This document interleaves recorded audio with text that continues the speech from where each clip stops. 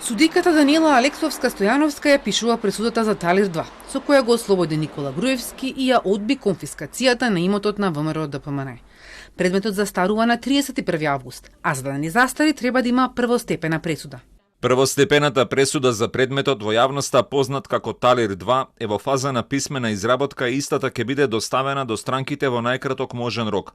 Се со цел да има можност истата во случај на жалба да биде преиспитана од повисокиот суд. Но за Талир 2 да стаса пред апелација, потребно е обвинителството да се жали. Државниот обвинител Ненад Савески вчера рече дека ќе одлучат откако ќе го прочитаат и анализираат образложението. Судиката, изрекувајќи ја пресудата повеќе од 1 час, порача дека ослободителната пресуда е резултат на измените на кривичниот законник од 2023. За дилемите кои се појавија во меѓувреме во јавноста, од судот упатуваат кон образложението на пресудата. Меѓу нив се наметна и прашањето: зошто нема злоупотреба со неизвршување на службената положба кај Груевски, ако според обвинението, тој како председател на ВМРО ДПМН не ги вратил примените средства од бетон и не ја надоместил разликата од вредноста на седиштето наспроти реалната вредност на земјиштето.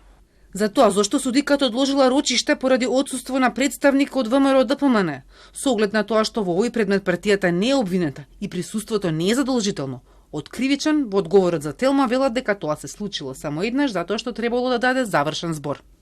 Одлагањето следеше дотолку повеќе што за разлика од обвинетите, третото лице нема право на повторување на постапката, па во услови на постоење на предлог за конфискација на имот, судот го ценеше и правниот интерес на заинтересираната страна да даде завршен збор, особено кога покажа активен интерес во текот на целокупната постапка. Поранешната обвинителка Ленче Ристоска по пресудата посочи повеќе дилеми и противречности. Смета дека се потврдува незиното уверување дека овој предмет е одземен за избегнување на конфискацијата на седиштето на ВМРО ДПМН. Државниот обвинител Ненад Савески одговори дека Талир 2 не е било одземен и ќе останел кај неа ако не поднела оставка. Тој објаснуваше дека повлекувањето на овластувањето немало да влијае врз Талир 2, затоа што и Ристоска и предметот биле во истото обвинителство.